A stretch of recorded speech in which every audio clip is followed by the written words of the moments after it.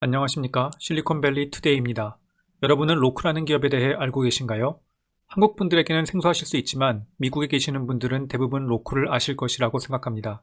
간단하게 설명을 드리면 로크는 TV 뒷면에 있는 HDMI 단자에 간단히 연결시키는 것만으로 일반 TV에서도 바로 넷플릭스나 훌루, 아마존 프라임 비디오, 디즈니 플러스 등의 온라인 스트리밍 서비스를 시청할 수 있게끔 해주는 장치를 만드는 기업입니다. 이게 무슨 말이냐고요? 요새 미국에서 출시되는 삼성이나 LG 등의 스마트 TV에는 기본적으로 넷플릭스나 훌루 등을 볼 수 있게 해주는 기능이 탑재되어 있습니다. 예를 들어 여러분이 이미 넷플릭스 구독자이시고 스마트 TV를 보유하고 계시다면 바로 TV에서 넷플릭스를 볼 수 있다는 이야기입니다. 그러나 문제는 여러분이 가지고 계신 TV가 좀 오래된 경우입니다. 이 경우 TV 내에 자체적으로 넷플릭스나 훌루, 디즈니 플러스 등을 볼 수 있게 해주는 기능이 없을 수도 있습니다. 이러한 경우 단지 넷플릭스를 보기 위해 비싼 스마트 TV를 다시 구매하기는 쉽지 않을 것입니다. 이때 하나로 약 3만원 정도 하는 로쿠 스틱을 구매하시면 너무나도 간단하게 넷플릭스나 디즈니 플러스와 같은 수많은 온라인 스트리밍 서비스를 볼 수 있게 되는 것입니다. 물론 여러분이 넷플릭스 등 각 서비스의 정기구독 가입자이어야만 각 해당 스트리밍 서비스를 각각의 아이디와 패스워드로 로그인하신 후에 보실 수 있습니다. 저 같은 경우에는 집에 7년 전에 구매한 삼성 스마트 TV가 있습니다. 그 당시에는 최신 제품이었고 넷플릭스와 유튜브를 볼 수 있는 기능이 있어서 이제껏 문제없이 잘 사용해 왔습니다. 그런데 최근 저는 디즈니 플러스도 TV에서 보고 싶어졌습니다.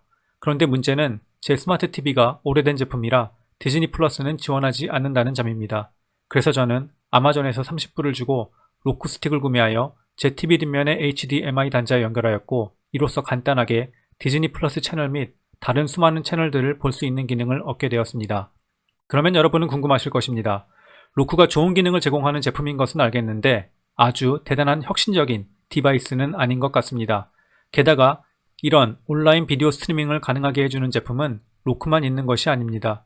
이름만 들어도 쟁쟁한 초인류 기업들이 모두 이 사업에 뛰어들어 있습니다. 대표적으로 구글은 크롬캐스트를 판매하고 있고 아마존은 파이어 스틱을 판매합니다. 애플은 애플 TV가 있고 최근에는 엔비디아까지 가세해 엔비디아는 쉴드 TV라는 제품을 판매하고 있습니다. 즉 경쟁이 엄청 치열하다는 이야기입니다. 또한 최근에 출시되는 TV들은 거의 대부분 새로운 기능을 스스로 업데이트시키는 스마트 TV들입니다. 즉 넷플릭스나 애플 TV, 훌루 등의 비디오 스트리밍 서비스가 모두 스마트 TV 안에 이미 들어가 있는 경우가 많습니다. 구형 TV들이 신형 TV로 대체되면 대체될수록 즉 시간이 흐르면 흐를수록 로쿠 스틱을 구매할 필요성이 없어질 수도 있다는 이야기입니다. 게다가 로쿠 스틱은 하드웨어 제품입니다. 경쟁사들이 뛰어들면서 하드웨어 가격은 점차 내려갈 수밖에 없었고 그 말은 마진이 계속 낮아질 수밖에 없다는 이야기입니다.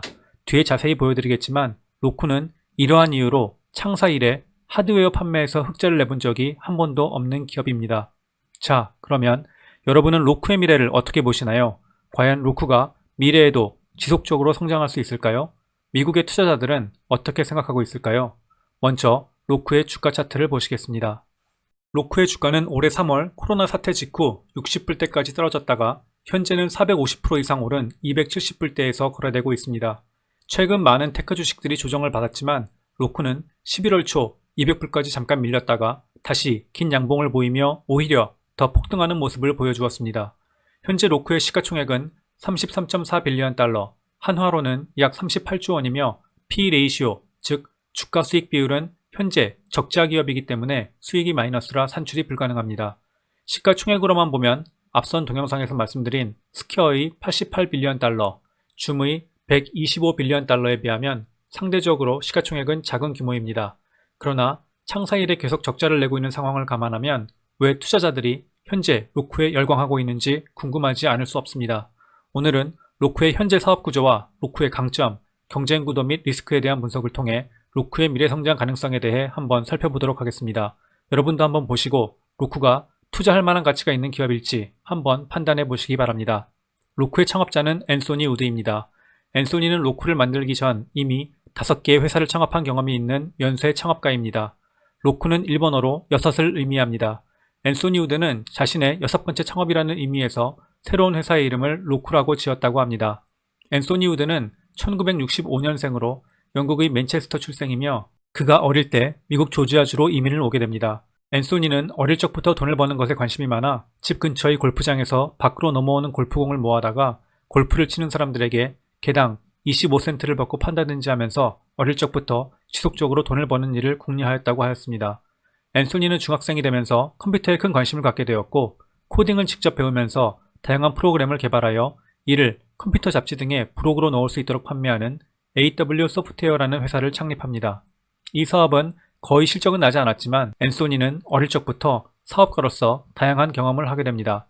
앤소니는 대학교에 들어가서 전자공학을 전공하면서 두 번째 회사인 선라이즈 인더스트리즈라는 기업을 창업합니다. 선라이즈는 커머도어 아미가라는 컴퓨터 전용의 디지털 오디오 소프트웨어 편집 툴을 개발하는 회사였습니다. 이 두 번째 회사는 직원을 14명까지 둘 정도로 성장하기는 하였으나 앤소니는 학점이 안 좋아져 대학교에서 퇴학당할 위기에 처하자 일단 졸업을 하기 위해 회사를 잠시 셧다운하기로 결정합니다.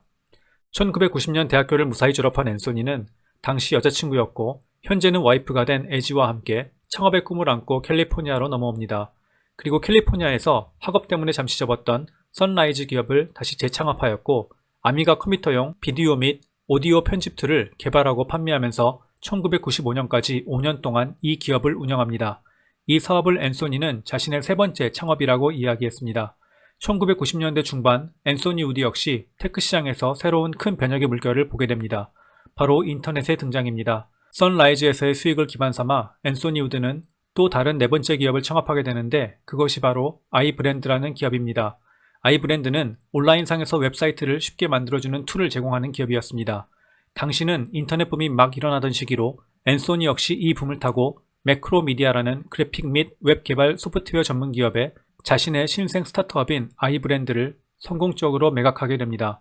회사를 매각하고 2년간 매크로미디아에서 일했던 앤소니 우드는 또 다른 창업을 하기 위해 매크로미디아 역시 그만둡니다. 앤소니 우드는 이후 다섯 번째 사업으로 어떤 사업을 해야 할지 고민하던 중 어느 날 자신이 무척 좋아하는 스타트랙의 TV 방송분을 녹화하기 위해 비디오 테이프 플레이어의 녹화 기능을 세팅하다가 보다 간편하게 TV 방송을 녹화할 수 없을까 고민하게 됩니다. 아마 요새 젊으신 분들은 VHS 비디오 테이프가 무엇인지 모르는 분들도 많으리라 생각됩니다. 1990년대까지만 해도 TV 방송을 녹화하기 위해서는 비디오 테이프에 녹화하는 방법밖에는 없었습니다. 앤소니 우드는 보다 쉽게 TV 방송을 하드드라이브에 저장하여 언제든 나중에 쉽게 볼 수 있게 해주는 DVR, 즉 디지털 비디오 레코더 사업을 구성하게 되고 이것이 앤소니 우드의 다섯 번째 회사인 리플레이 TV입니다. 리플레이 TV라고 불리는 장치를 TV에 연결하면 간단하게 자신이 원하는 TV 드라마나 매주 방영하는 시리즈도 버튼 하나로 녹화가 가능했습니다. 앤소니 우드는 이 제품을 1999년 출시하였는데 당시로서는 꽤 혁신적인 제품이었습니다. 그렇다면 앤소니의 다섯 번째 사업인 리플레이 TV 사업은 성공했을까요? 그렇지 못했습니다. 문제는 가격이었습니다. 출시가는 당시 가격으로 상당히 고가인 $1000, 한화로는 약 120만원 수준이었는데 이렇게 고가로 제품을 출시한 것이 앤소니의 큰 실수였습니다. 너무 비싸서 일반 고객들이 비디오 테이프 레코더 대신 이 제품을 구매하기가 쉽지 않았던 것입니다. 게다가 비슷한 시기에 출시된 경쟁사의 티보라는 제품은 리플레이 TV의 반값인 500불대에서 판매되고 있었습니다. 티보는 점차 시장의 마켓쉐어를 늘려가고 있는데 리플레이 TV가 고전하는 것은 당연했습니다. 힘들게 사업을 끌고 가던 앤소니 우드는 2년 후인 2001년 자신의 리플레이 TV 사업을 캘리포니아 산타클라라에 위치한 가정용 비디오 및 오디오 제품 제조사인 소닉블루라는 기업에 $42밀리언, 한화로는 약 450억 원에 매각합니다. 회사를 매각한 후에도 앤소니는 계속 리플레이 TV에 남아서 사업을 지휘하는데 여기에서 앤소니는 돌이킬 수 없는 더 큰 실수를 하게 됩니다. 앤소니는 티보와의 경쟁에서 이기기 위해 티보와 차별화가 가능한 다른 한 가지 혁신적인 기능을 리플레이 TV에 추가하게 됩니다. 그것이 바로 TV 드라마나 시리즈를 녹화할 때 중간중간에 삽입되는 광고를 녹화하지 않고 스킵시켜주는 기능이었습니다. 이 광고 스킵 기능이 리플레이 TV에 추가되자 곧바로 TV 드라마나 시리즈 제작사들이 들고 일어나기 시작했습니다. 자신의 중요한 밥줄인 외부 광고 시청을 스킵할 수 있게 해서 자신들에게 큰 피해를 입혔다는 것이 주요한 이유였습니다. 디즈니, 파라마운트, MGM 등 거물급 대기업들이 줄줄이 소닉블루를 상대로 소송을 시작하였고 이 소송으로 인해 이제까지 멀쩡하게 사업을 잘 영위하고 있던 소닉블루는 리플레이 TV를 보유하고 있다는 이유로 소송을 견디지 못하고 파산하고 마는 비극적인 운명을 맞게 됩니다. 물론 앤소니는 이미 회사를 매각하여 큰 돈을 챙긴 후였기 때문에 개인적으로 큰 피해는 피할 수 있었습니다. 앤소니가 광고 스킵 기능을 추가하기 직전에 소닉블루가 앤소니의 리플레이 TV를 인수한 것은 앤소니에게는 천운이라고 할 수 있었던 것입니다. 물론 소닉블루에게는 재앙이었지만 말입니다. 앤소니는 2002년 그의 6번째 회사인 로쿠를 창업합니다. 그러나 회사만 창업해놓고 이렇다 할 사업을 내놓지 못하고 있던 앤소니는 당시 막 뜨고 있던 한 비디오 관련 회사의 CEO에게 무작정 콜드콜 전화를 해서 점심을 먹자고 요청합니다. 그때 앤소니가 콜드콜을 해서 점심을 먹자고 했던 CEO가 누구일까요? 바로 넷플릭스의 창업자 리드 헤스팅스입니다. 앤소니 우드는 리드 헤스팅스가 그 당시 자신을 만나준 이유가 아마 자신의 리플레이 TV 관련 이야기를 들었기 때문이었을 것이라고 밝힌 바 있습니다. 앤소니 우드는 리드 헤스팅스와의 미팅에서 넷플릭스의 온라인 비디오 스트리밍 서비스를 일반 TV에서도 볼 수 있게 해주는 기기 개발에 대해 이야기하였습니다. 이 제안에 흥미를 느낀 리드 헤스팅스는 2007년 앤소니 우드를 넷플릭스의 부사장으로 채용하게 됩니다. 그 당시 일반 TV를 보유한 미국 소비자들은 넷플릭스나 훌루를 TV에서 보고 싶어도 볼 수 있는 방법이 없었습니다. 지금이야 아마존 파이어 TV나 구글 크롬캐스트 등 여러 비디오 스트리밍 지원 기기들이 있지만 당시만 해도 그런 장치가 없었던 것입니다. 앤소니 우드는 넷플릭스에서 프로젝트 그리핀이라는 코드네임으로 일반 TV에서도 넷플릭스를 볼 수 있게 해주는 장치를 개발하는 임무를 맡게 됩니다. 그러나 10개월 후 넷플릭스가 이 사업을 스핀오프, 즉 분사시키면서 앤소니 우드가 이 사업을 들고 나오게 되는데 이때 앤소니 우드는 자신이 기존에 가지고 있던 로쿠라는 이름을 이 새로운 사업에 그대로 붙이게 됩니다. 이렇게 해서 넷플릭스는 로쿠의 초기 투자자가 되었던 것입니다. 앤소니 우드는 로쿠의 개발에 박차를 가하여 2008년 최초로 로쿠 플레이어를 시장에 내놓게 됩니다. 이때는 과거 리플레이 TV의 실패를 교훈 삼아 가격을 99.99불로 책정하여 시장에 내놓았습니다. 이후 넷플릭스나 훌루와 같은 새로운 온라인 비디오 스트리밍 서비스가 점차 뜨게 되면서 로쿠도 시장에서 명성을 얻고 빠르게 성장해 나가게 됩니다. 2014년 로쿠는 중국의 TCL이나 하이센스, 일본의 히타치나 산요 등의 TV 제조사들과 파트너십을 맺고 아예 이들 TV에 로쿠의 비디오 스트리밍 기능을 기본으로 탑재시키기 시작합니다. 이것이 로쿠 TV 사업입니다. 그러나 로쿠는 로쿠 디바이스의 마진이 너무 낮아서 하드웨어 판매로는 도저히 수익을 낼 수가 없었습니다. 게다가 시장에서 아마존 파이어 TV나 크롬캐스트, 애플 TV와 같은 경쟁사들이 속속들이 들어와 마켓쉐어를 잠식당하기 시작했습니다. 앤소니 우드는 시장에서 로쿠 서비스의 경쟁력을 유지하면서도 수익성을 높일 수 있는 방법을 반드시 찾아야만 했습니다. 이를 위해 앤소니가 들고 나온 것이 바로 공짜 드라마나 영화를 로쿠 제품을 쓰는 고객들이 볼 수 있게 해주면서 대신 중간중간에 광고를 삽입하여 광고주들로부터 돈을 버는 광고 사업입니다. 즉 유튜브와 같이 광고를 봐야만 영상을 시청할 수 있는 서비스라고 보시면 됩니다. 이러한 광고 사업을 위해 앤소니 우드는 2017년 자체적으로 공짜 비디오 스트리밍 서비스를 제공하는 로쿠 채널을 런칭합니다. 로쿠 스틱을 구매하는 고객들은 기본적으로 탑재되어 있는 로쿠 채널을 통해 추가적으로 다양한 콘텐츠를 공짜로 볼 수 있는데 대신 중간중간에 광고를 봐야만 하는 것입니다. 즉 로쿠 스틱은 매우 저렴하게 미국의 고객들이 로쿠 서비스를 사용할 수 있게 해주는, 즉 고객을 모아주는 게이트의 역할을 담당하고 실제 수익은 로쿠의 공짜 콘텐츠에 삽입되는 광고들로부터 얻는다는 이야기입니다. 이 전략은 잘 들어맞았을까요? 네, 그렇습니다. 하드웨어 판매에 대한 의존에서 벗어나 광고에 포커스하는 로쿠의 플랫폼 사업은 무섭게 성장하기 시작했고 불과 몇 년 만에 이 전략은 큰 성공을 거두게 됩니다. 실제 각 사업별 매출과 마진을 보시면 이를 정확하게 확인하실 수 있는데 잠시 후 자세하게 보여드리겠습니다. 따라서 현재 로쿠의 사업은 크게 두 가지로 나누어 볼 수 있습니다. 첫 번째는 로쿠 디바이스를 판매하여 판매 수익을 얻는 로쿠 플레이어, 즉 하드웨어 사업입니다. 플레이어 사업에서는 로쿠 스틱을 판매하여 얻는 마진이 주 수입원입니다. 로쿠 TV는 일반 TV 제품에 로쿠 기능을 탑재시켜서 TV 제조사로부터 라이센싱 수수료를 받는 사업입니다. 이러한 하드웨어 부분은 마진이 매우 낮아서 적자이지만 수많은 고객들을 로쿠의 동영상 플랫폼으로 끌어오는 게이트 역할을 하고 있습니다. 두 번째로 플랫폼 부문은 방금 말씀드린 대로 로쿠 채널 등을 통해 공짜로 다양한 영화나 드라마를 볼 수 있게 해주는 대신 중간중간에 광고를 넣어서 광고주들로부터 받는 광고비가 주 수입원입니다. 실제 이 두 사업이 어떻게 성장하고 있는지 확인해 보시겠습니다. 먼저 2016년 매출을 보시면 플랫폼, 즉 광고 부문 수익은 104밀리언 달러이지만 플레이어, 즉 로쿠 디바이스 판매 부문은 293밀리언 달러로 하드웨어 판매 부문의 매출이 광고 부문보다 2배 이상 큰 것을 확인하실 수 있습니다. 그러나 2017년 로쿠가 자신만의 공짜 영화 및 드라마 채널인 로쿠 채널을 출시하면서 광고 부분의 매출이 거의 매년 2배 가깝게 성장하여 2018년에는 광고 부문이 하드웨어 부문의 매출을 역전시키게 됩니다. 2019년의 경우에는 광고 부문의 매출이 740빌리언 달러, 즉 한화로는 8,800억 원에 달하게 되는 큰 폭의 성장을 이루게 되었습니다. 불과 4년 만에 광고 부문의 매출이 1천억 원대에서 8천억 원대로 무려 7배 이상 뛴 것입니다.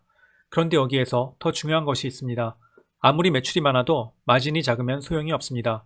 광고 사업과 하드웨어 사업의 각각의 마진은 어떠한지 한번 보겠습니다. 플랫폼, 즉 광고 부문은 매출이 740밀리언 달러인데 그로스 프라핏, 즉 매출 원가를 뺀 매출 총이익은 무려 478밀리언 달러로 마진율이 무려 64%에 달합니다. 반대로 하드웨어, 즉 플레이어 부문의 마진율을 보시면 매출이 388밀리언 달러인데 매출 총이익은 겨우 17밀리언 달러로 마진율이 4.3%밖에 되지 않습니다. 즉 광고 부문이 엄청나게 빠르게 성장하고 있는 데다가 마진율이 60%가 넘기 때문에 로쿠가 최근 몇 년간 투자자들의 큰 주목을 받고 있는 것입니다. 그렇다면 올해는 실적이 어땠을까요? 올해는 코로나 사태로 많은 기업들이 허리띠를 졸라매야 했기 때문에 광고비를 대폭 줄였습니다. 그렇다면 로쿠도 실적이 안 좋아졌을까요? 정반대입니다. 전년 동기 대비 광고 부문, 즉 플랫폼 부문은 매출이 무려 78% 성장했고 하드웨어 부문은 매출이 무려 62% 성장했습니다. 코로나 사태로 인해 사람들이 집에 있는 시간이 많아지면서 넷플릭스나 훌루, 디즈니 등 비디오 스트리밍 서비스를 더 많이 이용하게 되었고 로쿠가 이에 대한 수혜를 톡톡히 입은 것입니다. 물론 여기에서도 앞서 말씀드렸다시피 마진율은 광고 부문이 61%로 하드웨어 부분보다 압도적으로 높습니다. 그렇다면 여기에서 저희가 반드시 확인하고 넘어가야 하는 부분이 있습니다. 바로 이러한 로쿠의 광고 부문의 성장이 일시적인 것인지 아니면 향후에도 계속될 것인지 하는 것입니다. 또한 다들 걱정하시는 부분이 바로 아마존 파이어 TV나 구글 크롬캐스트 등 강력한 경쟁사들이 마켓쉐어를 잠식하지 않을까 하는 점입니다. 여기에서 우리는 로쿠가 현재 처한 마켓에서의 포지션과 강점을 확인해야만 합니다. 타 경쟁사들이 넘볼 수 없는 강력한 경제적인 해자를 로쿠가 가지고 있냐 하는 것입니다. 로쿠가 미래에도 지속적으로 성장할 수 있을 것이다 라고 볼 수 있는 요인은 크게 4가지로 요약해 볼 수 있습니다. 첫 번째는 로쿠의 제3자 플랫폼으로서의 독특하면서도 독보적인 위치입니다. 로쿠와 같이 다양한 온라인 스트리밍 서비스를 한데 모아 볼 수 있게 해주는 서비스를 영어로는 어그리게이터 서비스라고 합니다. 어그리게이트라는 말은 모아준다 라는 의미입니다. 이 어그리게이터 서비스는 크게 2가지로 나눠 볼 수 있는데 하나는 로쿠와 같이 어디에도 속하지 않고 독자적으로 다양한 온라인 스트리밍 서비스를 모아서 보여주는 제3자형 스트리밍 플랫폼입니다. 또 다른 하나는 아마존 파이어 TV와 같이 자신이 아마존 프라임 TV를 제공하는 온라인 스트리밍 서비스를 가지고 있으면서 동시에 넷플릭스나 훌루, 유튜브와 같은 경쟁 스트리밍 서비스도 같이 보여주는 즉 자체 스트리밍 서비스를 보유한 어그리게이터 플랫폼입니다. 아마존 파이어 TV와 같은 자체 스트리밍 서비스를 보유한 플랫폼들은 자신의 스트리밍 서비스를 더 많이 이용해야 하기 때문에 다른 수많은 경쟁자들을 모두 품는 것이 쉽지 않다는 한계가 있습니다. 예를 들면 아마존 파이어 TV에서는 구글 플레이 서비스를 사용할 수가 없습니다.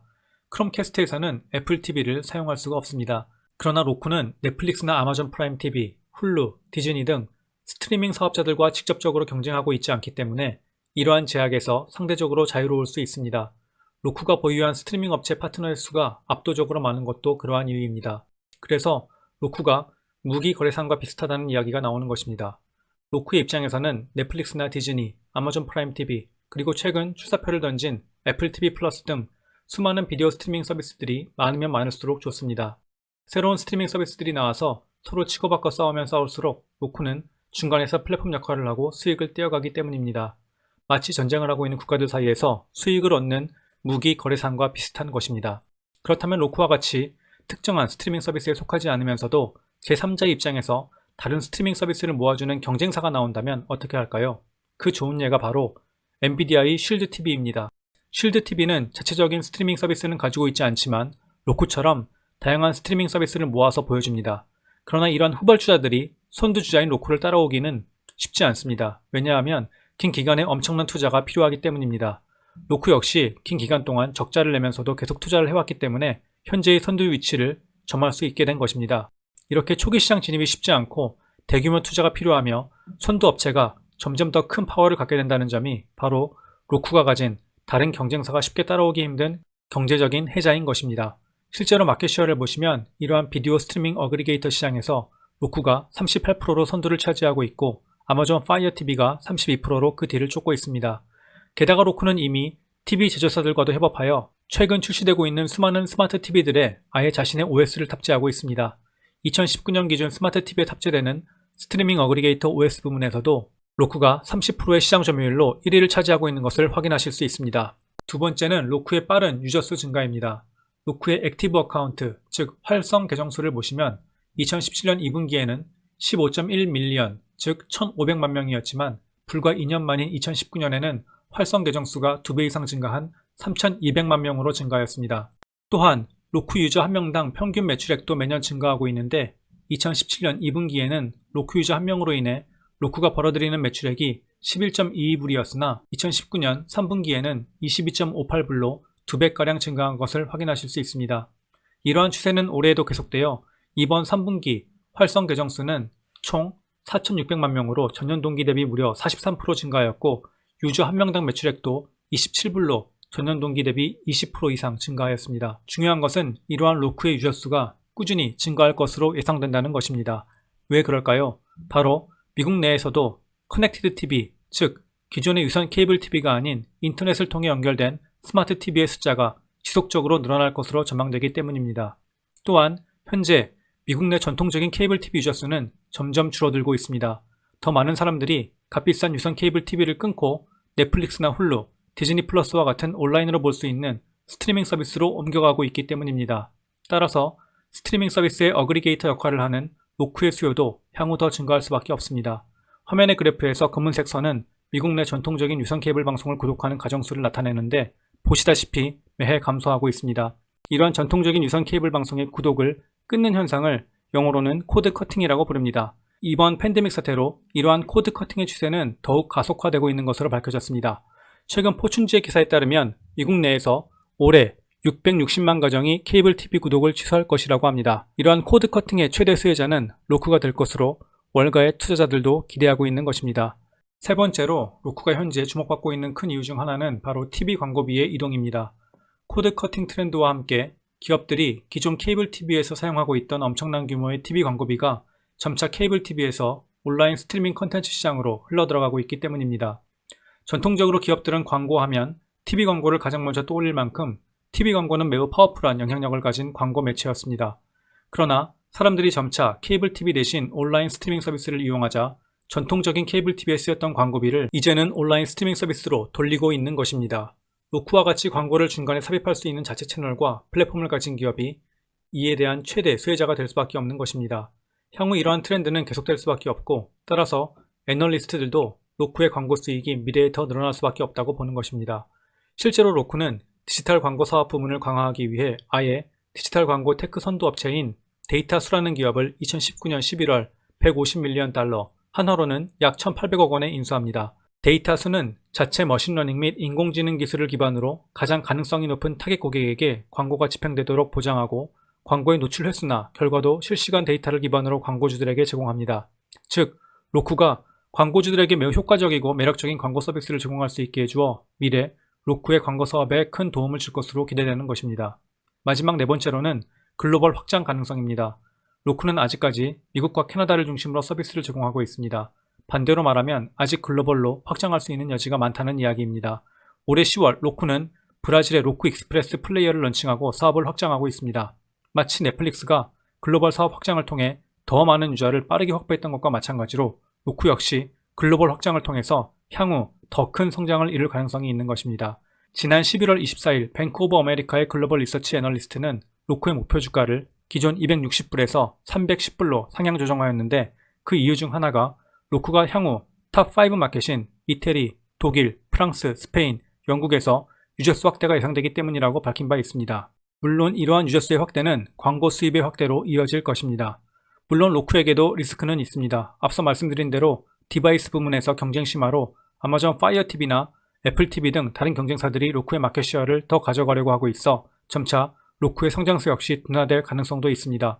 게다가 아직까지 로쿠는 흑자인 기업이 아닙니다. 최근 3분기에는 흑자를 내긴 했지만 이제까지 계속 적자를 기록해왔습니다. 따라서 저희가 로쿠를 투자할 때 주목해서 봐야 할 부분은 미래에 로쿠가 자신의 마켓시어를 지키고 현재 선두 포지션을 공고하게 하기 위해 어떠한 전략을 취할까 하는 부분과 적자에서 돌아서 향후 어떻게 순수익을 지속적으로 빠르게 늘려나갈 수 있을 것인가 하는 부분입니다. 현재 로쿠 역시 경쟁에서 이기기 위해 더 좋은 성능의 혁신적인 제품을 지속적으로 내놓고 있습니다. 예를 들면 로쿠는 최근 4K HDR 스트리밍 플레이어인 로쿠 울트라를 출시하였고, 미국과 캐나다, 영국, 멕시코에서는 로쿠 기능과 사운드바를 결합한 로쿠 스트림바를 출시하였습니다. 또한 지난 19일에는 드라마 프렌즈나 영화 원더우먼 등 우리에게도 잘 알려진 유명한 영화나 드라마를 다소 보유한 워너미디어의 간판 비디오 스트리밍 서비스인 HBO Max를 로쿠에 포함시키는 방안이 논의 중이라는 소식이 나왔습니다. 이로 인해 로쿠의 주가가 이날 10% 이상 급등하기도 하였습니다. 참고로 아마존의 경우 이미 지난 16일 HBO Max를 아마존 파이어 TV에 포함시키기로 결정하였다고 발표한 바 있습니다. 마지막으로 월가 애널리스트들의 로쿠에 대한 의견을 한번 확인해 보도록 하겠습니다. 팁랭크에서 집계한 로쿠의 목표 주가 평균치는 249.89달러입니다. 목표 주가 최고치는 315불입니다. 컨센서스를 보시면 팁랭크는 매수, 스마트 컨센서스는 매수, 톰슨 로이터스는 매수가 11명, 강력 매수 5명, 보유 9명, 언더퍼폼이 1명입니다. 일단 미국의 투자자들은 현재 로쿠의 미래 성장에 큰 기대를 갖고 베팅하고 있는 것으로 보입니다. 주가를 보시면 올해 초 대비 450%가량 주가가 크게 상승하였고, 특히 최근에도 계속 상승세를 보이는 것을 확인하실 수 있습니다. 로쿠의 선두주자로서의 위치, 지속적으로 증가하고 있는 매출, 특히 광고 부문의 비약적인 성장 및 활성 계정 수의 지속적인 증가, 유저당 매출액의 증가, 글로벌 확장 계획 등은 로쿠가 미래에도 당분간 지속적으로 성장해 나아갈 수 있을 것으로 예상하게 해주는 좋은 시그널들입니다. 그러나 현재 주가가 이미 올 초 대비 4.5배 이상 급등한 상황이라 저 개인적으로는 추가적인 매수는 아직 고려하고 있지 않습니다. 다른 테크 주식들과 마찬가지로 주가가 향후 조정을 받아서 200일 이동평균선 부근에 도달한다면 매수를 고려해 볼 수 있을 것 같습니다. 광고 부문에 대한 포커스로 최근 몇 년간 의미 있는 큰 성장을 보여주고 있는 로쿠. 과연 미래에도 비디오 스트리밍 시장의 어그리게이터로서 선두주자 자리를 지키며 성장을 지속해 나아갈 수 있을지 여러분은 어떻게 생각하시는지 의견이 있으시면 남겨주시기 바랍니다. 감사합니다.